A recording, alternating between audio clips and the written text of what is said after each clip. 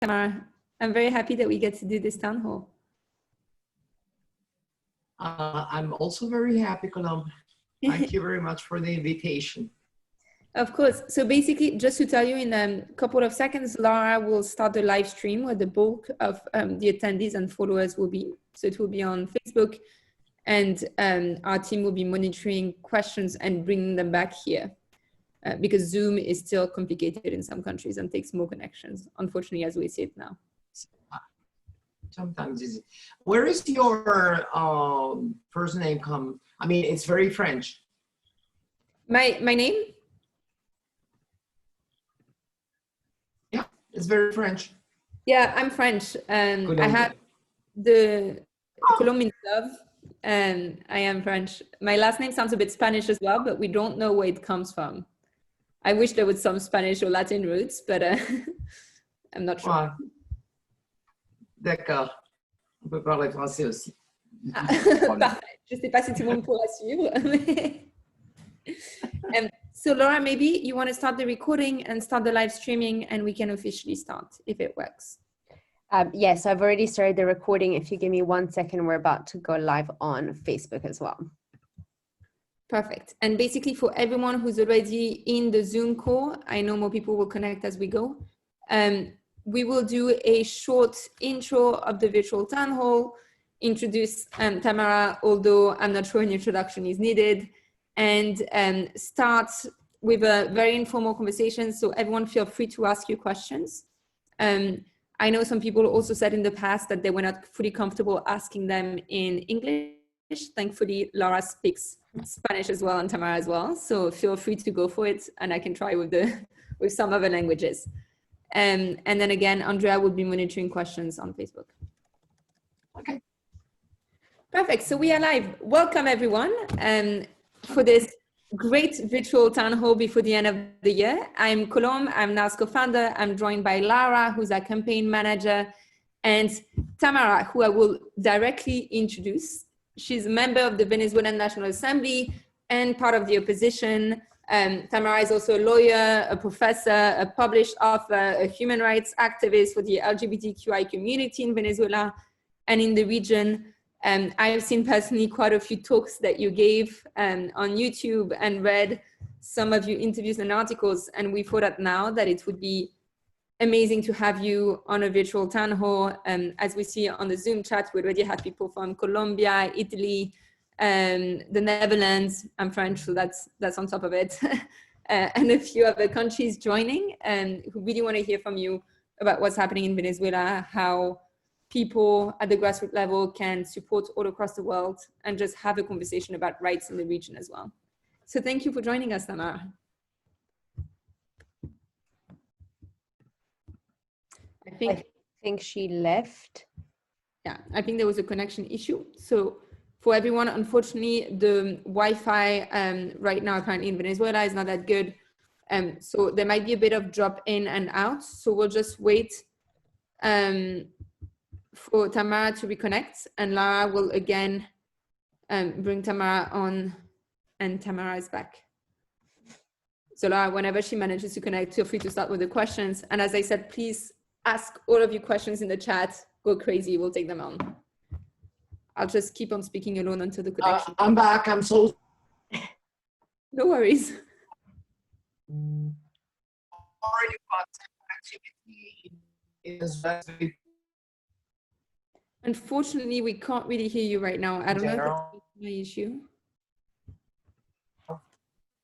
And but okay, let me check if it goes better. I might turn on.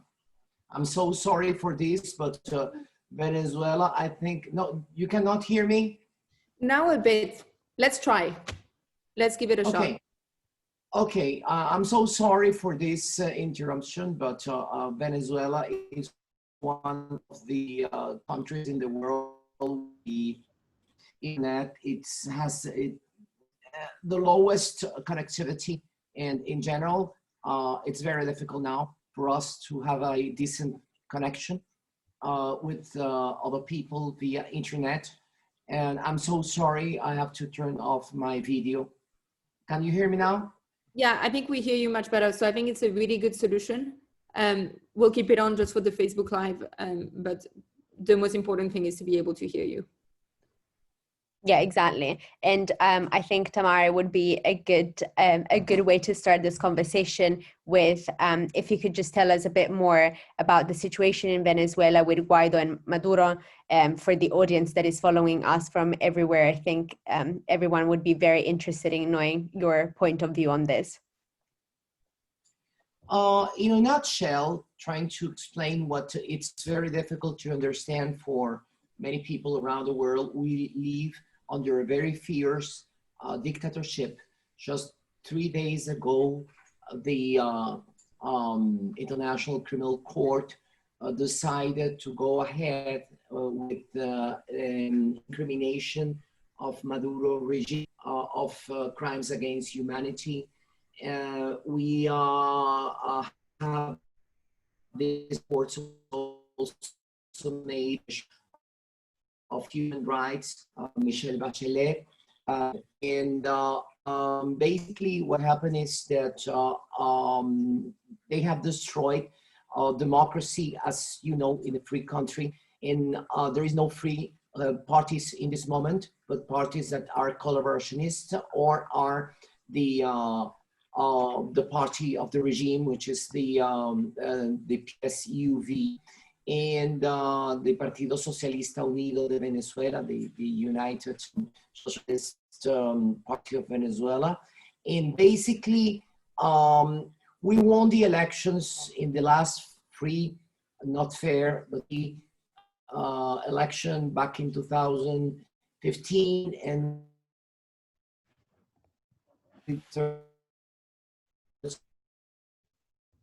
of the national, and immediately after justice that was appointed without any and in the law, in just 15 days after the election back in December 2015 of the National Assembly, to where I belong, and after they started to change the electionary rules in order to make to possibly parties to participate. Unfortunately, the connection is breaking a bit again. I don't know, Laura, if you're having the same issue. Elections, and besides,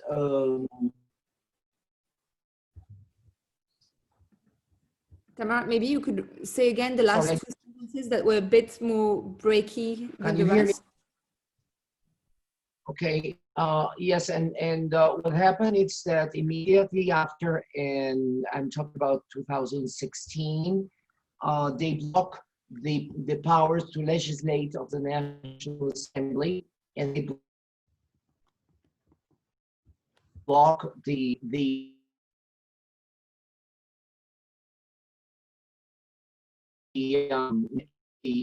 budget and the funds to the national receive anything, our role as MPs.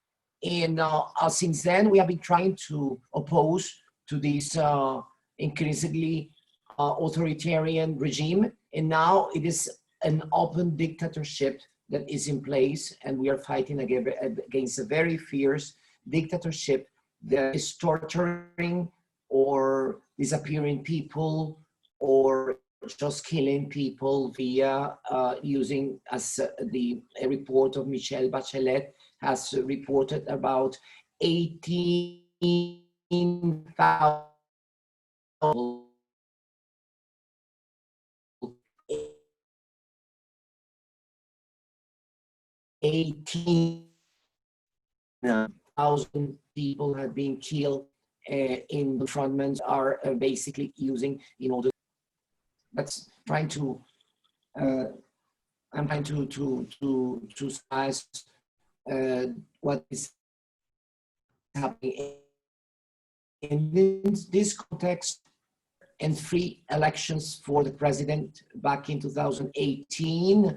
What happened is the international community decided not to accept the re-election of Maduro as it was a fraudulent election, And then, according to the Constitution, if there is no election of a president, it is the president of the National Assembly that is appointed as interim president. And that's 65, 67 countries around the world as the president of Venezuela. And Maduro is recognized by about 20 countries, particularly those who are so autocratic countries like China or Russia or other countries like Cuba. Thank you so much for this recap. I might just summarize again what you said because it was breaking at one point. So for the audience on Facebook to be able to follow as well. Basically, Tamara was recapping what is happening in Venezuela with the fact that there haven't been, well, there have been before free elections, not fair ones, and now there's no more free and fair elections. This was seen with Maduro and Guaido. Guaido has been, apologies for my Spanish pronunciation, has been accepted by the majority of the international community. There's democratic as the legitimate leader, whereas Maduro, has been mainly recognized by countries that are authoritarian themselves. Tamara, if I can jump on another question, and then I promise we'll stop draining you of your knowledge and have more of a discussion about what you're doing right now as well. But there have been elections that have neither been fair nor free, but I believe at the beginning of the month, legislative elections. So I was wondering if you could maybe tell us a bit more about this. And if I'm not mistaken, you didn't stand for re-election. A lot of the opposition boycotted the elections. So kind of the strategy behind it in Venezuela, because it might be interesting for other countries as well.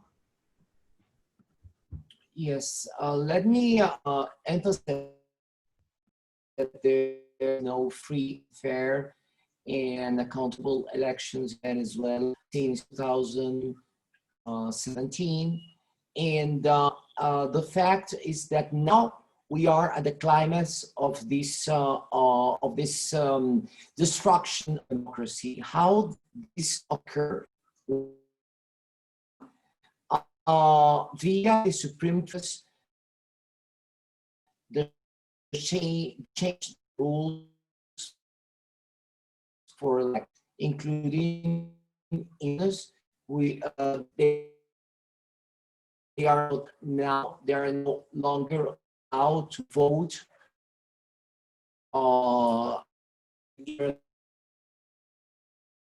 elections, but to so-called with hand raised votes. There is no secrecy of vote. There is nothing that indigenous elections. On the second hand, they increase in about 7% number of deputies to be elected using a very obscure argument that no one understands the intention to get it. And in the third place, they appointed the Supreme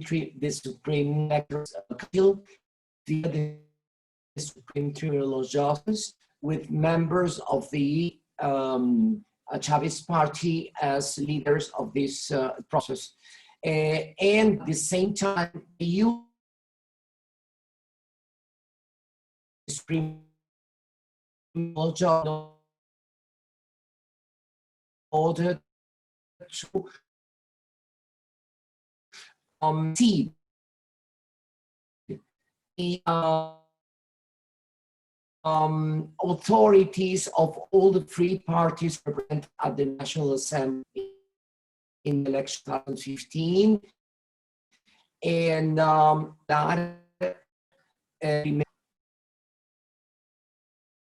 Acción Democrática, and other free, and they reached the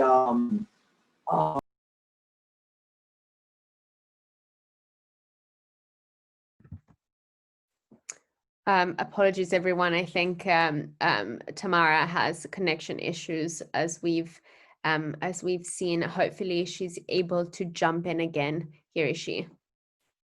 As usual, feel free to ask any question.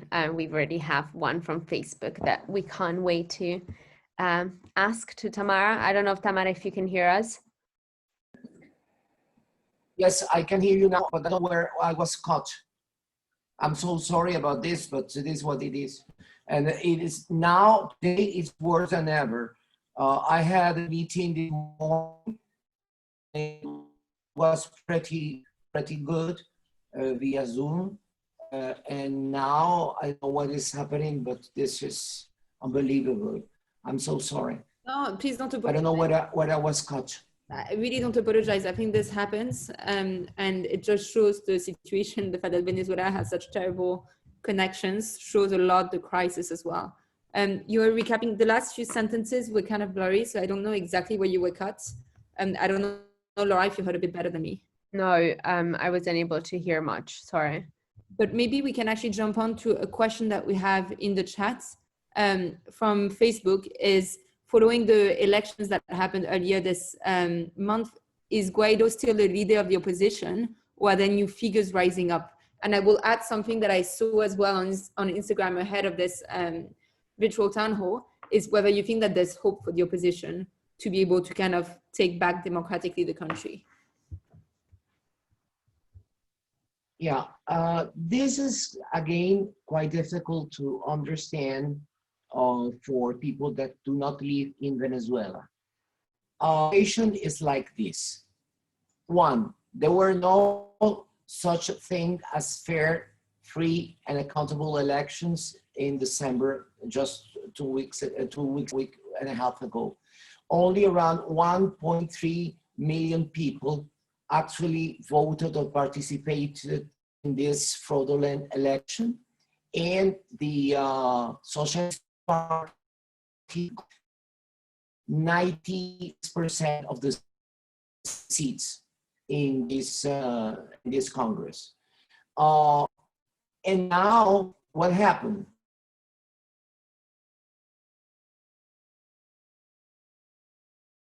That's the core question. Well, according to lawyers, if there are no elections, the elected National Assembly still in place, under the same argument that if there were no elections for a president, in the case of Maduro, then Guaido is the president of Venezuela. Now we're going to get in a very obscure and difficult situation in Venezuela, in which there will be one National Assembly, 96% of each with this party in place, and the rest collaborationists. And the National Assembly that was elected in 2015, that in place until there is a re-election. And that's a very difficult situation, but it's part of this fight that it's not easy,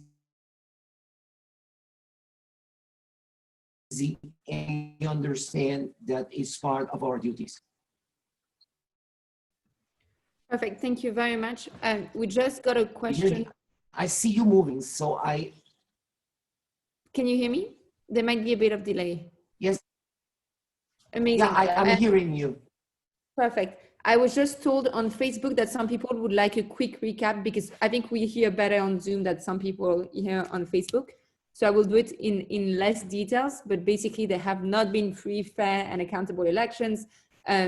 To add a point because we have quite a few activists in Europe, the EU, I believe, refused to send observers because they knew that the results were predetermined. The opposition and the main party won most of the seats. The opposition lost a lot. Clearly, it was completely fraudulent. It was clear what was going to happen. And instead the opposition, and there was very little voting despite threats and so on. And instead the opposition managed to have a massive census of the population in the first place. And one last point that I think we might want to jump on as well was the fact that Tamara mentioned that if there's no free elections and fair elections, the National Assembly should theoretically stay in place, under the same argument that Guaido was the legitimate leader, if I got it correctly. Before we jump to Francesco's question, in the Q&A. I wanted to add, in practice, can this happen? Do you see a practical, because I get the legal argument behind it, but do you think that there's a real chance that the legitimate National Assembly that was fairly and freely elected can actually stay in place? We are now discussing how it will take place. Precisely, we are having meetings today about this fact, and I cannot answer what will be the result of these discussions. But yes, the way in we decided today, and probably have an answer to in this very moment. There is a discussion about this strategy, and we have resolution and discussion today. Tomorrow we have an open discussion of the National Assembly this issue. So I don't have the answer, but I cannot get. Thank you for this, Tamara. I think one question that it's linked not only to what you said, but to the kind of the event itself now that we've received from Francesco from our audience is, given these difficulties that we've seen even just in communicating through the internet, his question is about freedom of expression and how much freedom of expression is left in the country, and in particular with regard to digital communication. He wants to also know if there is a digital censorship and how it works. Okay, it is a very important question. China is about Venezuela, about how to block internet. Around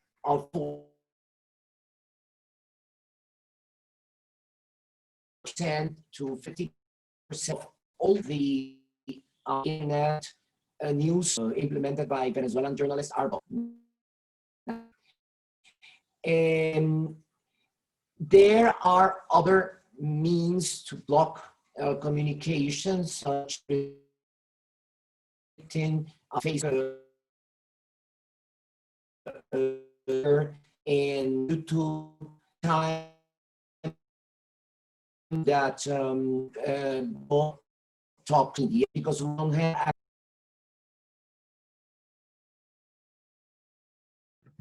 I think Tamara jumped off again in the middle of a super interesting question, so hopefully she's able to join us again.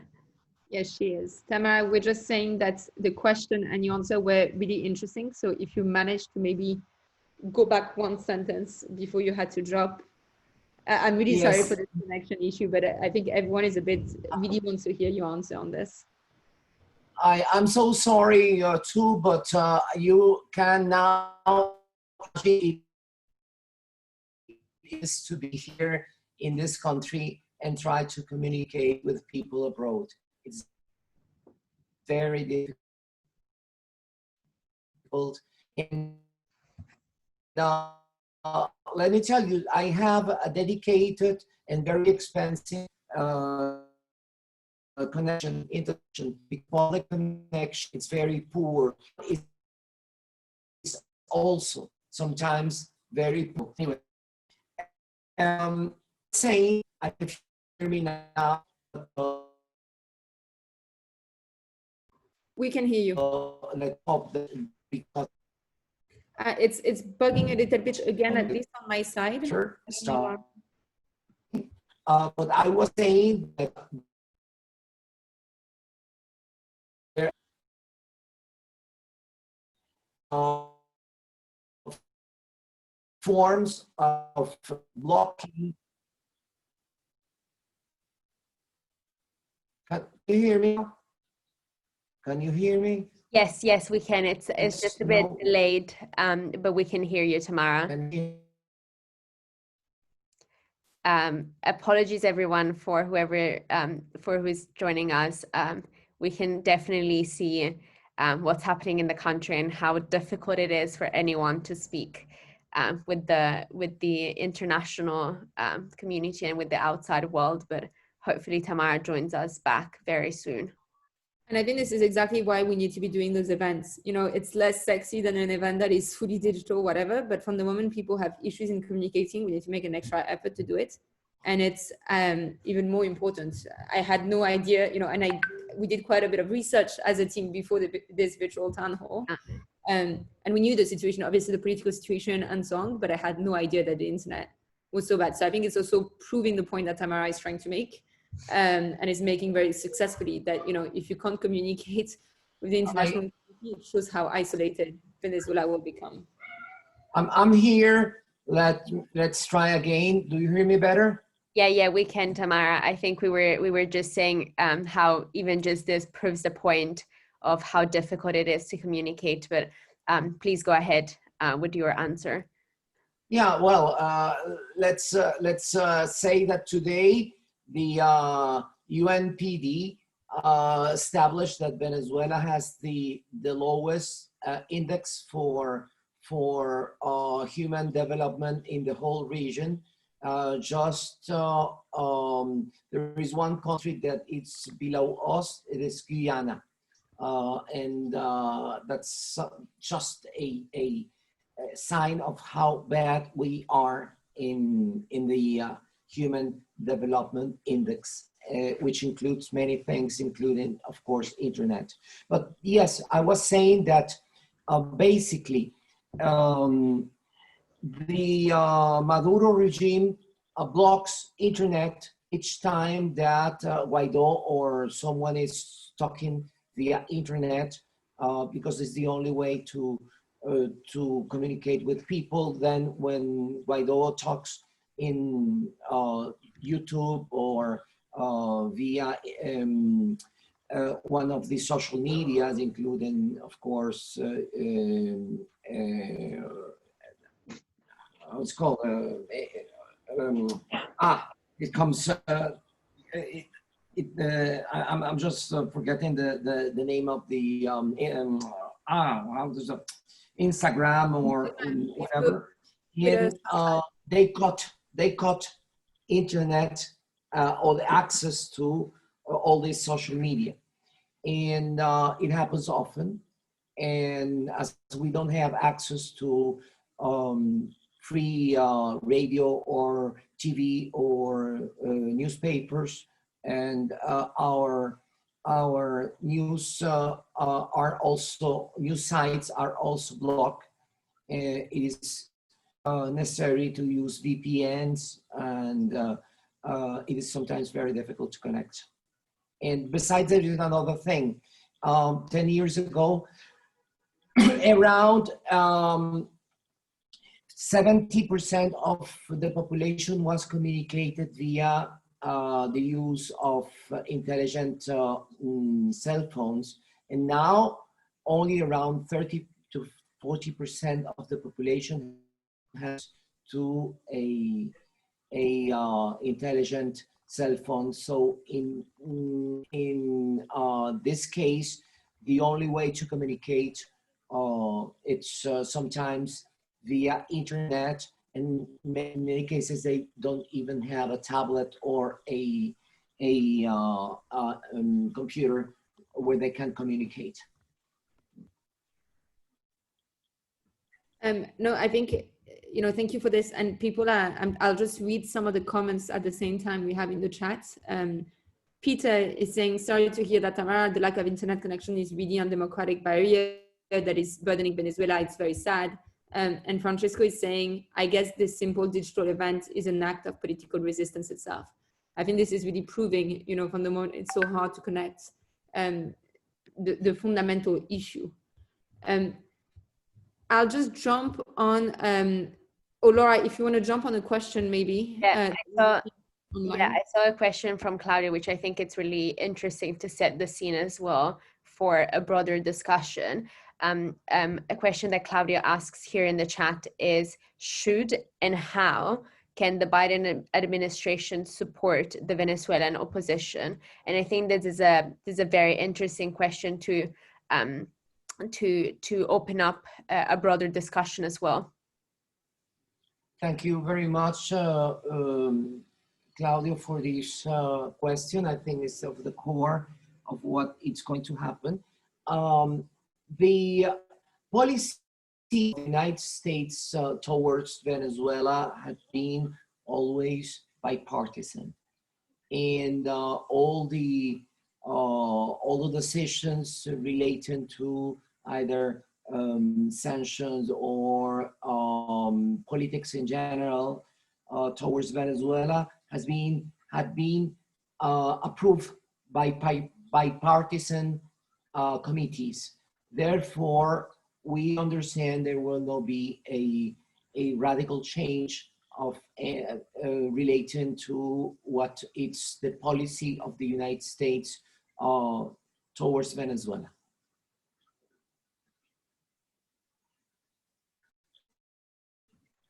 Perfect. Say that I might add something that I'm thinking. Probably there will be a moment between January 5, when the so-new National Assembly that was again as so-called elected in the past so-called elections in the 6th December, that will be sworn and install itself in the National Congress building. And at the same time, remember that Biden will be sworn as the new president of the United States on January 20th. So there is 15 days difference in taking into account what Trump has been doing in the past weeks with regard to the results of the elections. We might expect these 15 days to be maybe quite difficult, in the sense that things might happen here in Venezuela, and there is a chance that there will not be a reaction as fast as it will be necessary to be taken. That's a possibility that we are analyzing. That's a very interesting timing. I think maybe broadening as well this question, because obviously the Biden administration will be key in a lot of international battles for democracy and freedom. But we've seen from the beginning of the democratic crisis, in a way, that the international community has actually been, I believe, quite vocal on Venezuela compared to a lot of other countries where you have, elections that suddenly are unfair, not free, and so on. It's, from an exterior perspective, just a few months ago, it looked very positive from the international community that recognized Guaido, backed fair elections, and so on. Do you think that world leaders, big democratic countries, and so on should have done something else or something more? And do you think that they should now, after the December elections, I don't know if you can even call this an election, but after whatever happened in December, should they be doing something else? That's a very difficult question. What I understand now, and we have been saying that for many years, is that sanctions alone are not enough. They have never been enough.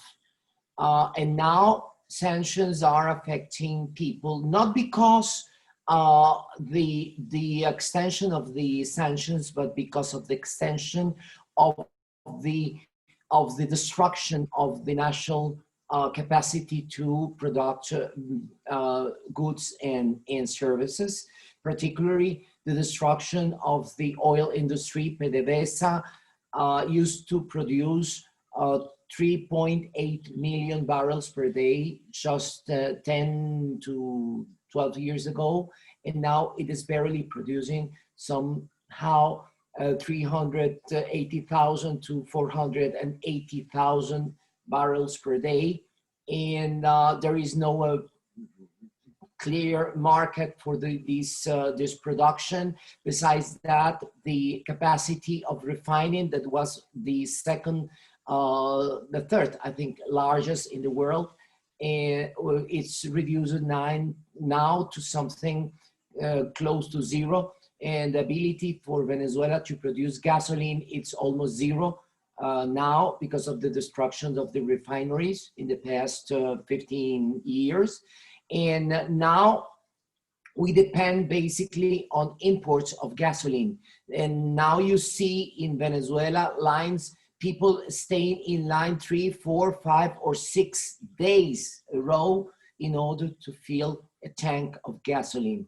And as it is difficult to import, and these sanctions are affecting also the ability to import gasoline in a way, there are people that are struggling because of that, but we understand that it is a side effect.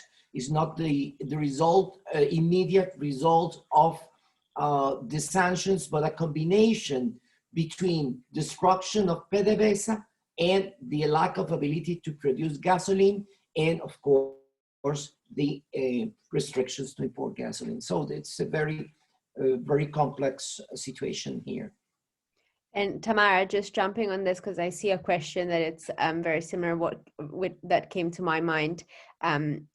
If sanctions are not enough, or if they if you think that they're not the right way forward, what would you recommend? Peter here asks whether it's military interventions or something else. Okay, I don't think military, I am a peaceful person, and I do not believe in war. I do not believe in military actions, but I understand that in some cases, the history show us the following. This kind of regimes, and let's talk, for instance, about the comparison that we may make with Iran or with North Korea or with Nicaragua or with Cuba.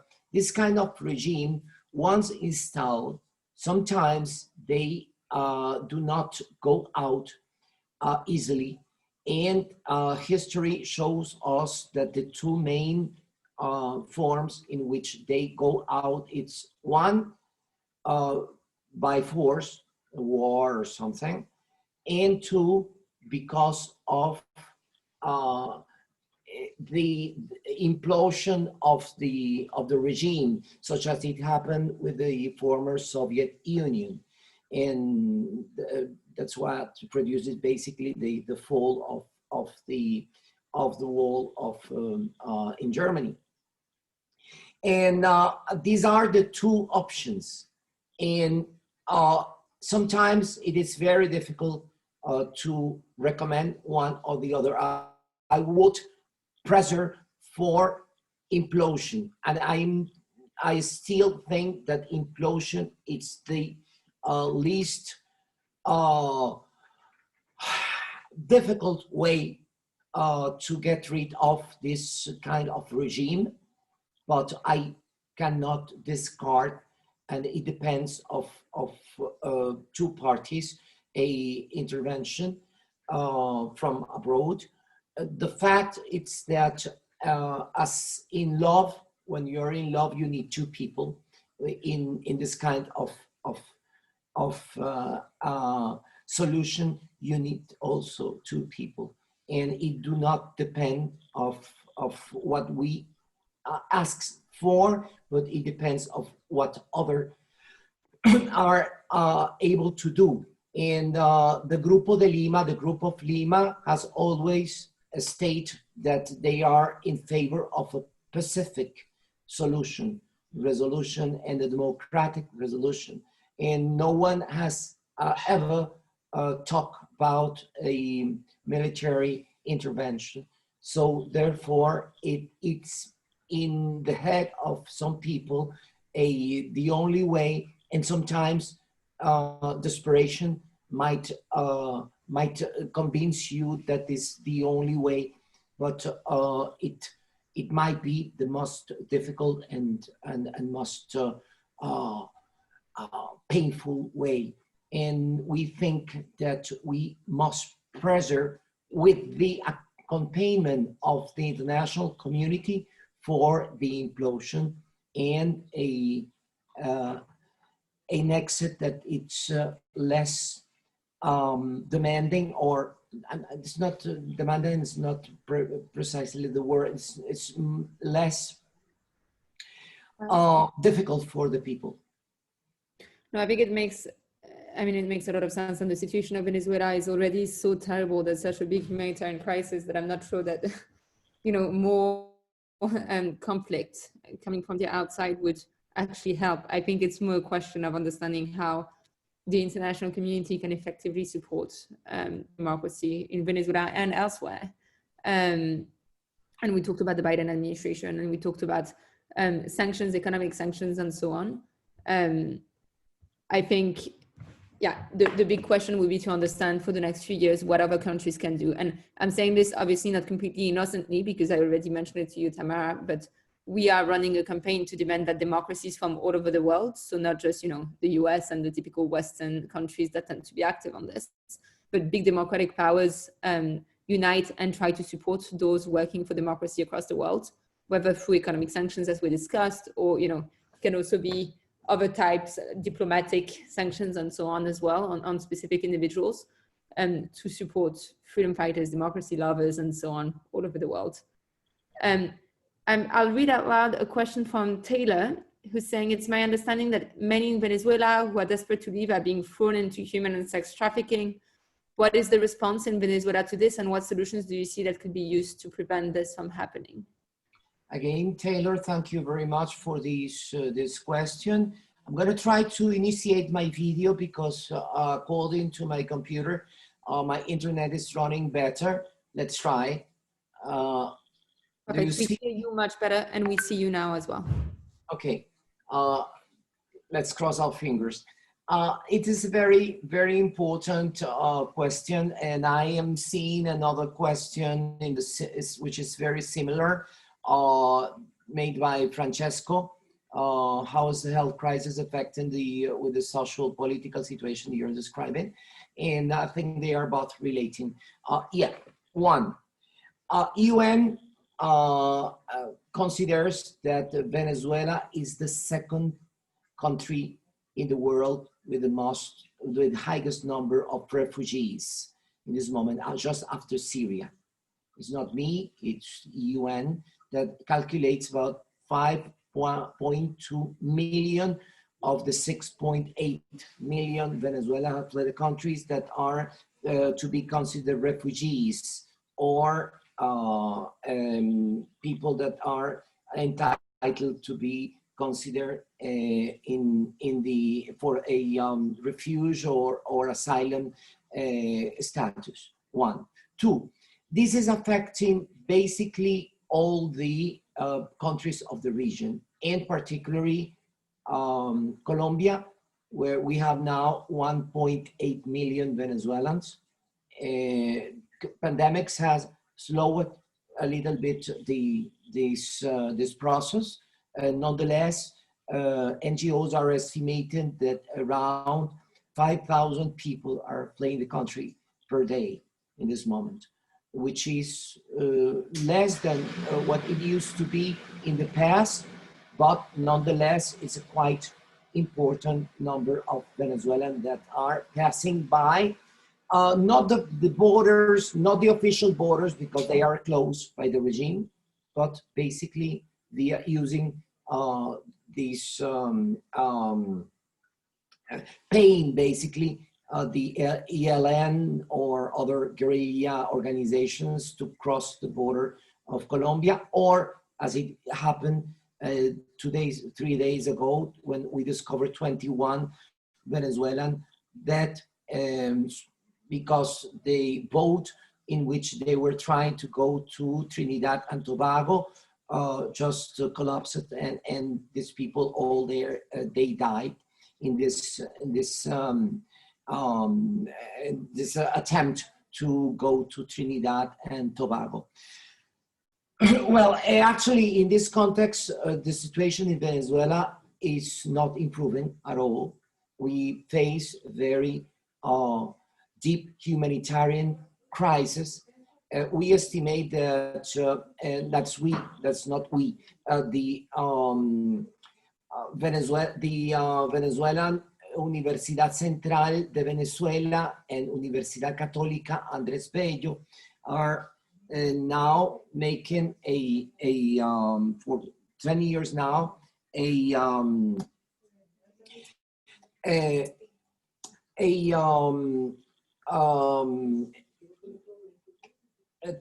kind of encuesta, a survey of social and living conditions. And in this encuesta and this survey, they found that 96% of Venezuelans are now poor. And that's a very, very compelling number. And of course, these I'm gonna put you even here in the link, the link to this encuesta. It is in English too. And then we can also put it live on Facebook to share the resources. Yeah, and in this survey, they show how deeply the Venezuelan had been impacted in the past 15 years, and now much more precisely in the past 10 years. And this is not consequences of the sanctions, because what you see in the graphics is precedes the time of the sanctions. And this is this increase of poverty, increase of hunger. In some organizations such as Caritas estimate now that children under 5 years old are now around 60% of them malnourished. And that is affecting the future of Venezuela. And it's a very difficult situation, of course. To answer the question of Taylor, this is impacting human trafficking, sex trafficking, and is provoking people to try to flee the country, to get into the network of these criminal organizations, and they are forced sometimes to get into sex work, or they are just submitted to kind of slavery situations. Go for it, Laura. Sorry, no, I just wanted to jump on this because I think it's really interesting, and especially as you said, the comparison between Venezuela and Syria. I think it's really striking, and something that a lot of people may not realize the gravity of the situation. And just continuing on the topic of rights, I believe that the answer will not, unfortunately, be positive, but especially because of your hard work in the LGBTQI community, we wanted to ask you how the situation is for the community in Venezuela, in the region, in the work that you do. Has it worsened through the Maduro time? Do you see a better future for the LGBT community in Venezuela? Let me tell you this. I'm very frustrated because I promised to bring a law to the National Assembly for discuss equal marriage and recognition of identity of trans people. I did draft this law back in 2016, and I changed it, modify it a little bit in 2020.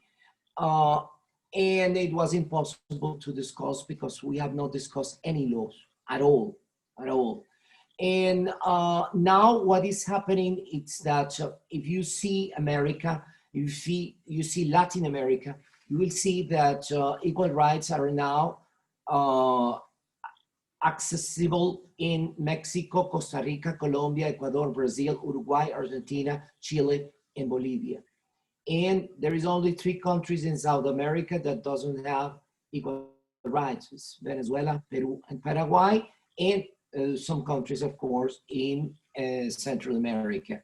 And in this context, people are second or third, LGBTI people are second or third class citizens without rights, without protection, and protection, I mean, even at school, I conducted 1 year ago, a survey, extensive survey about living conditions of LGBTI people in Venezuela, living in Venezuela, and Venezuelans living abroad, in the comparison of both situation.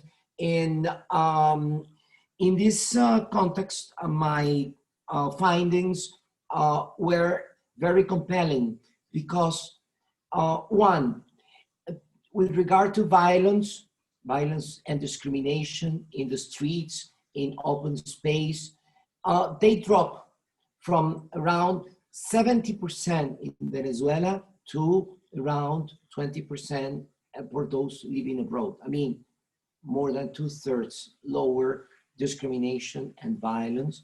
This means that the situation in Venezuela, it's very bad. And on the other hand, we see discrimination in schools, discrimination in jobs, discrimination in public space, and situations that are now in this 21st century unacceptable in all the rest of the countries of the region, or most of the countries of the region. And Venezuela, it's the only country in the region that still criminalizes same-sex relations, but only for those who are members of the military, and they are punishable with prison from 1 to 3 years because of anti-natural relations. And there are several cases that are pending in the Supreme Tribunal of Justice. In my case, it's pending for 16 years and a half now for the recognition of identity. Other people that have bring the case for recognition of identity have pending the cases for 7 or 8 years. There is a case for equal marriage pending for 7 or 8 years now. The case for inconstitutionality of this criminalization of same-sex relations in the military, it's also pending. I mean, they do not decide on equal rights. And the pressure that are putting some fundamentalist groups lead, particularly by certain evangelical groups, led by a candidate of the collaborationist party called Bertucci. It's very present at the lobby they are doing is very present at the Supreme Tribunal of Justice, and they are impeding those cases to be resolved. Thank you for this answer. I mean, honestly, I have no words when I hear that, and I don't think there's an adequate response to what you said. When people are discriminated against this way and face such violence, it's something that I'm lucky enough to live in a country right now where this, it's not as bad, it's not perfect, but it's not as bad. I wanted to ask, though, you mentioned that right now you couldn't discuss those laws, right? You wanted to bring it forward, you wanted to bring equality forward as part of your mandate, but the National Assembly has been blocked and you haven't been able to bring it forward as a result. You also mentioned that because there were no free and fair elections in Venezuela in December, and that those elections are not legitimate, the National Assembly should stay on, which makes a lot of sense. But as a result, how do you see an ally to resolve this tension between being able to legislate and being able to pass better laws for minorities and people that are discriminated against and face violence and unfair treatments, while keeping a sense of democracy at the same time? Do you see hope? Well, I only have a conviction, and there is no future for Venezuela if as long as this dictatorship stayed in place. In the future, it's very obscure. A survey that was conducted recently by one of the NGOs asking young people between 12 and 20 years old, how do they perceive their future? The results are compelling to us because most of them, about 90% of them, do not see any future in Venezuela.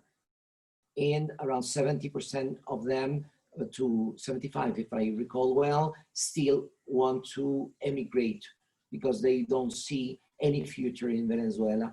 And worse than that, they see now useless to have a university degree because they don't see any use to, if you earn much more money conducting all other businesses, or there is no sense to use 5 or 6 years of your life trying to get a university degree. And if we have lost around, because we have lost around 20% of the population, but this 20% of the population is concentrated between 20 and 45 years old. It means that our capacity to redress the country, to reconstruct the country, has been diminished in the way that most of the young professionals between 20 and 45 years old have fled the country. And we will need for them to come back, and it's not necessarily the case. Thank you, Tamara, for this. I have a question that Andrea posted on the chat from Instagram, which I think links very well with the comment you just made. And the question is, what's the future of Venezuela? Is there hope in the next years to overturn the regime, or should we wait for this new generation to bring renewal? Well, we are here. We are fighting for democracy. We are convinced that it is necessary to get rid of this absurd regime. And we understand that it is a very difficult fight. We understand that we need the support of as many countries as it is possible. We understand that we cannot do it alone now. We understand for some times we thought it was possible from inside to make the change, but now we realize that we need for external help, not necessarily a military intervention, but external help in order to get rid of this absurd dictatorship that it's killing the dreams of Venezuelans and of destroying at the same time. Well, actually has almost destroyed Venezuela. We are now, our internal product, it's basically the same it used to be in the early 30s of the 20th century. I mean, I think that's a very strong call to action. I also mentioned it to you in the past, and Andrea is posting the link I see in the chat, but we are doing across the world as this organization protests and grassroots mobilization around democracy issues. And we have noticed, I'm mentioning this because in one of our last protests in London, we had a Venezuelan asylum seeker in the UK because of her, because she took part in protests, in anti-Maduro protests, and was very outspoken. She had to flee the country and was speaking about the humanitarian crisis and democratic crisis happening in Venezuela. And we saw from all across the world activists from Hong Kong to literally Belarus, rallying around her and rallying around the idea that, I'm talking for my generation here, but for young people, for older people, for everyone, we need to unite across borders, and we need to come together and do our part to support democratic struggles. I think what Venezuela is going through is a living hell. I don't have better words, and we should all try to support more somehow. And I really hope that the Biden administrations and new administrations will be able to lend the support. But I want to leave the floor before we close the town hall to you, Tamara, if you have any concluding observation, being mindful that you are followed right now on Facebook as well by quite a lot of people from all continents. Yes, I would like to address now a problem that we are facing. People are desperate, and when you're desperate, sometimes you go to despair. And despair, it's sometimes accompanied by the fact that people start to think that it is useless to fight. It's useless to fight for democracy. It is useless to fight. So they just have to accommodate themselves to what it is and try to survive in this very difficult environment, thinking of leaving if they can, and waiting for the pandemics to cease in order to leave the country. To those, and now they are attacking at the same time Maduro and Guaido. Say to Guaido, they say, you haven't been able to get us rid of Maduro. And Maduro, of course, no, this is a autocratic and totalitarian system. But I understand that only a united Venezuelan country around the idea of democracy and accepting differences would help us to get out of this hole in which we are now. And despair is a very bad counseling.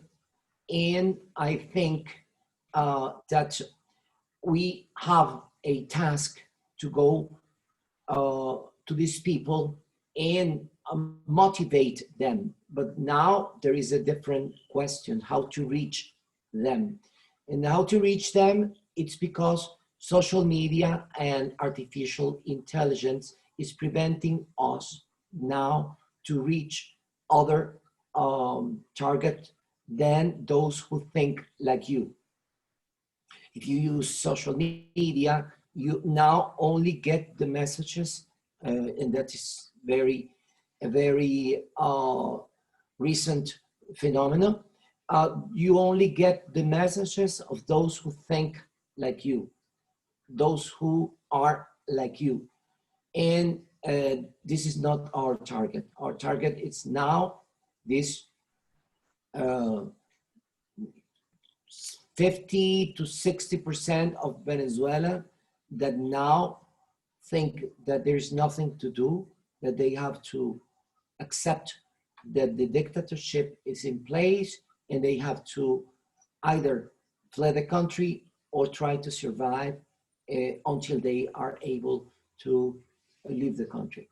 And this is I think, our main task as members of the Venezuelan democratic resistance.